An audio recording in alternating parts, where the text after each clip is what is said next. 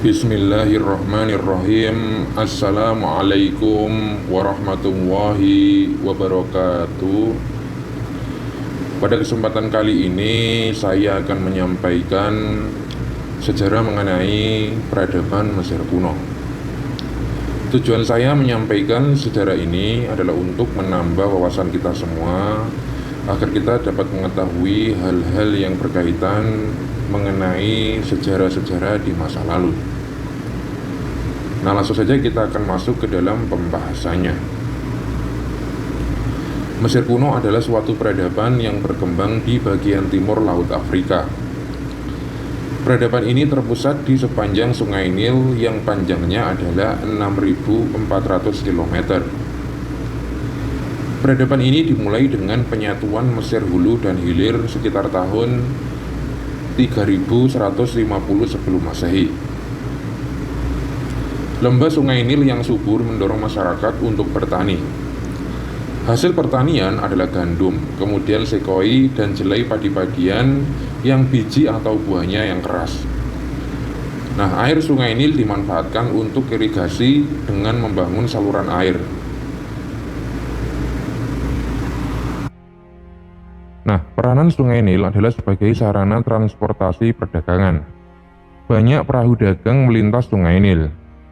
Peranan Sungai Nil juga sangat begitu penting bagi kehidupan masyarakat di lembah sungai tersebut. Maka tepatlah jika Herodotus menyebut negeri Mesir sebagai hadiah dari Sungai Nil, karena dibentuk di sekitar lembah Sungai Nil. Peradaban Mesir kuno juga sering disebut sebagai peradaban lembah Sungai Nil. Nah, adapun mengenai kondisi sosial politik di Mesir, bahwasanya sejarah politik di Mesir berawal dari terbentuknya komunitas di desa-desa sebagai kerajaan-kerajaan kecil. Salah satu desa itu adalah desa yang bernama Nomen.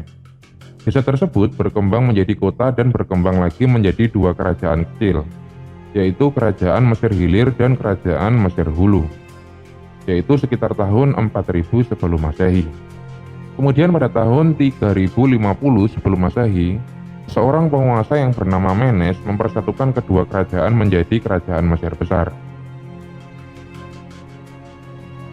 Mesir ini merupakan sebuah kerajaan yang diperintah oleh raja yang bergelar Fir'aun, dan ia berkuasa mutlak. Fir'aun dianggap dewa dan dipercaya sebagai putra dewa Osiris. Dalam menjalankan perintahnya, Fir'aun mengangkat para pejabat yang umumnya berasal dari golongan bangsawan. Mesir ini dikuasai oleh 30 dinasti yang berbeda. Dalam sejarahnya yang panjang, Mesir kuno memiliki 3 ibu kota terkenal, yaitu yang pertama adalah Memphis, kemudian Awaris, dan kemudian Thebes. Nah, Mesir ini sendiri juga mengalami beberapa periode-periode. Periode yang pertama adalah periode pradinasti yang terjadi antara tahun 3100 hingga tahun 3050 sebelum Masehi. Dimulai sekitar tahun 5500 sebelum Masehi, menetap suku-suku kecil di lembah Sungai Nil. Di Mesir Utara, peradaban Amratia dan Garzia berkembang pertanian, kemudian peternakan dan teknologi. Nah, kemudian di bagian Mesir Selatan ada peradaban Nakoda. Sekitar tahun 5500 sebelum Masehi, suku-suku kecil yang menetap di lembah Sungai Nil telah berkembang menjadi peradaban yang menguasai pertanian dan peternakan. Di Mesir Utara, berkembang peradaban Amratia dan Garzia yang menunjukkan beberapa perkembangan teknologi. Sementara di Mesir Selatan, peradaban Nakoda mirip dengan Badari yang mulai memperluas kekuasaannya di sepanjang Sungai Nil sekitar tahun 4000 sebelum Masehi. Kemudian pada fase akhir masa pradinasti, peradaban Nakoda mulai menggunakan simbol-simbol tertulis yang kelak berkembang menjadi tulisan hieroglif. Kemudian yang selanjutnya adalah periode dinasti awal, yaitu antara tahun 3050 hingga tahun 2686 sebelum Masehi.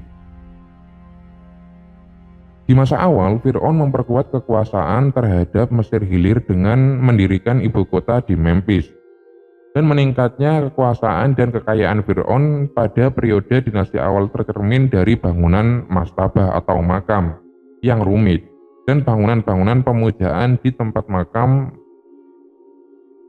yaitu di daerah Abydos. Kemudian periode yang selanjutnya adalah periode Kerajaan Lama, yaitu pada tahun 2686 hingga tahun 2181 sebelum Masehi. Pada masa ini, khususnya di bawah pemerintahan Fir'aun Djoser atau Djoser dan Fir'aun Khufu, teknologi, arsitektur, dan seni berkembang pesat. Mereka juga mampu membiayai pembangunan proyek-proyek kolosal, seperti piramida serta membuat karya-karya seni yang istimewa. Periode ini juga ditandai kuatnya praktik-praktik feodal yang mengikis kekuatan ekonomi Mesir. Hal ini diperburuk dengan terjadinya kekeringan besar pada tahun 2200 hingga tahun 2150 sebelum Masehi. Akibatnya, Mesir kuno memasuki periode kelaparan dan perselisihan selama 140 tahun yang dikenal dengan periode menengah pertama. Kemudian yang selanjutnya adalah periode menengah yang pertama. Periode ini terjadi antara tahun 2181 hingga tahun 1991 sebelum Masehi.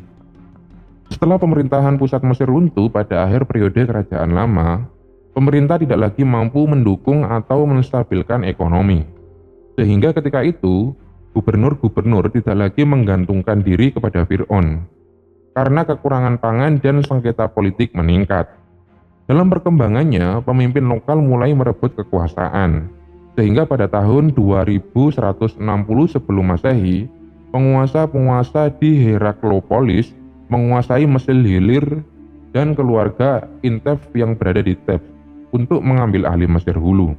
Kemudian pada tahun 2055 sebelum Masehi, tentara Thebes di bawah pimpinan Mentuhotep yang kedua berhasil menyatukan kedua negeri yang dikenal sebagai periode Kerajaan Pertengahan. Nah, kemudian periode yang selanjutnya adalah periode Kerajaan Pertengahan. Periode ini terjadi antara tahun 2134 hingga tahun 1690 sebelum Masehi. Fir'aun pada periode Kerajaan Pertengahan berhasil mengembalikan kesejahteraan dan kestabilan negara. Hal ini mendukung kebangkitan seni, sastra, dan proyek pembangunan monumen. Penguasa terakhir Kerajaan Pertengahan, yaitu Amenemhat yang ketiga, membolehkan pendatang suku bangsa dari Asia. Tujuannya untuk memenuhi kebutuhan pekerja terutama untuk pertambangan dan pembangunan. Dengan meluapnya Sungai Nil mengakibatkan dapat membebani ekonomi dan mempercepat kemunduran Mesir. Selama masa kemunduran, penduduk Kanaan berhasil mengambil alih kekuasaan, sehingga ketika itu kekuasaan pusat mundur ke Thebes. Kemudian periode yang selanjutnya adalah periode menengah kedua dan bangsa Hyksos. Periode ini terjadi antara tahun 1674 hingga tahun 1549 sebelum Masehi. Setelah hampir 100 tahun mengalami masa stagnasi pada tahun 1555 sebelum Masehi, Thebes ini mengumpulkan kekuatan untuk melawan Hyksos. Di bawah Ahmos yang pertama, penguasa pribumi, yaitu di Thebes, berhasil mengusir bangsa Hyksos dari Mesir. Pengalaman dikuasai bangsa asing menjadi pelajaran berharga bagi Fir'aun di periode setelahnya, yaitu periode Kerajaan Baru. Nah, kemudian periode yang selanjutnya adalah periode Kerajaan Baru. Periode ini terjadi antara tahun 1549 hingga tahun 1069 sebelum Masehi. Secara umum, warisan terkenal Fir'aun pada periode ini adalah terwujudnya kemakmuran yang tak tertandingi sebelumnya. Di akhir periode, Mesir terus-menerus mendapat serangan dari bangsa barbar, yaitu Libya dan orang laut yang menguasai Laut Aegera. Pengaruh dan kekuasaan Fir'aun di Mesir semakin dibayang-bayangi kekuasaan para imam agung yang berada di kuil Thebes, dan maraknya praktik korupsi di dalam kerajaan. Hal ini membuat kerajaan terpecah-pecah. Akibatnya, Ramses yang ke-11 hanya menguasai wilayah utara, sedangkan selatan berpusat di Thebes yang kemudian dikuasai oleh para imam agung Amun. Mesir akhirnya kemudian jatuh ke tangan seorang gubernur yang kuat yang berada di Mesir Hilir yang bernama Semedes. Dan ketika itu ia mendirikan dinasti baru sekaligus mengawali periode menengah ketiga. Kemudian yang selanjutnya adalah periode menengah yang ketiga. Periode ini ditandai dengan berkuasanya dinasti baru, yaitu dinasti Semedes. Dan ia memerintah dari ibu kotanya di utara Mesir yang bernama Tanis. Wilayah selatan yang dikuasai oleh para imam agung Amun tunduk pada kekuasaan Semedes antara tahun 671 hingga tahun 667 sebelum Masehi. Kemudian Asyur menyerang kerajaan Mesir. Masa kekuasaan Raja Kus, Taharqa dan penerusnya, sehingga akhirnya Asyur berhasil memukul mundur Kus ke Nubia, dan mereka juga menduduki Memphis dan menjara harta karun di kuil-kuil Thebes. Kemudian periode yang selanjutnya adalah periode akhir.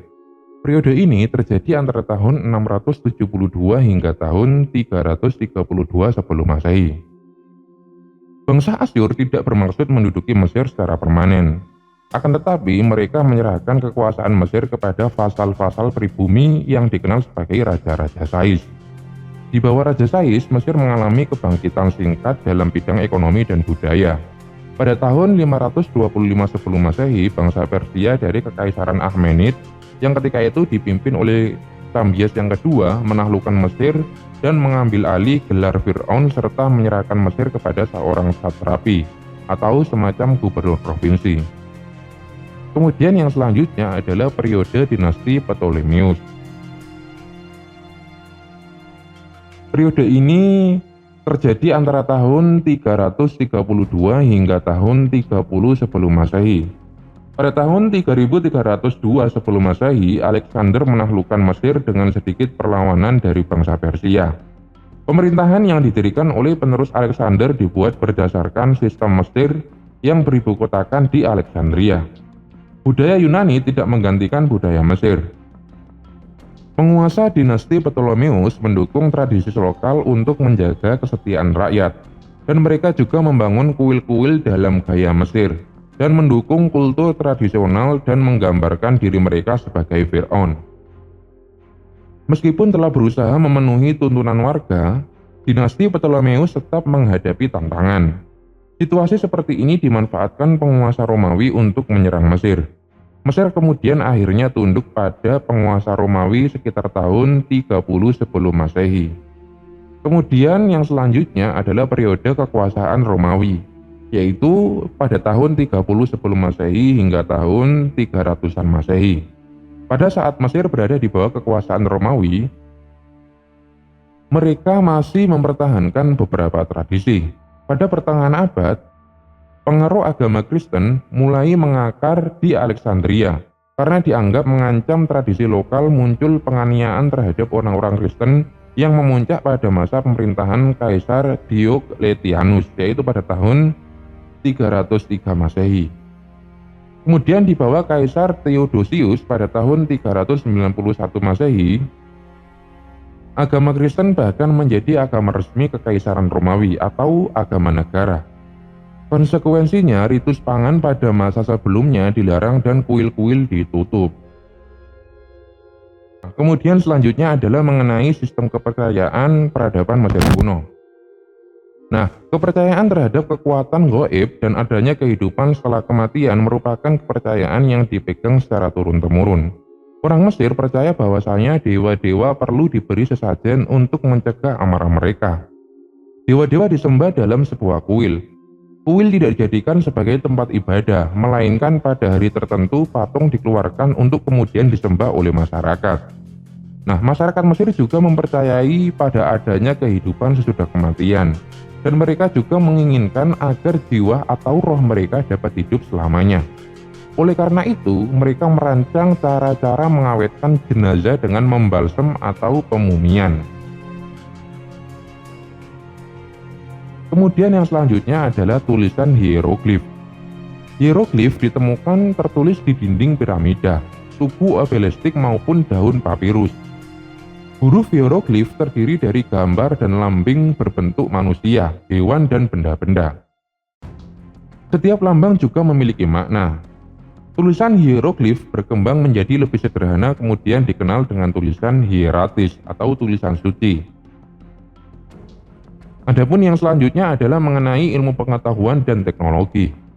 Bangsa Mesir ini banyak mewariskan ilmu pengetahuan penting bagi kehidupan manusia. Antara lain adalah pengetahuan tentang astronomi, sistem kalender, matematika, teknik pembangunan sejumlah bangunan seperti piramida, obelisk, dan lain sebagainya. Nah, demikianlah secara singkat mengenai peradaban Mesir kuno yang dapat saya sampaikan. Semoga yang sedikit ini dapat menambah wawasan kita semua. Akhirul kalam, billahi taufiq wal hidayah. Wassalamualaikum warahmatullahi wabarakatuh.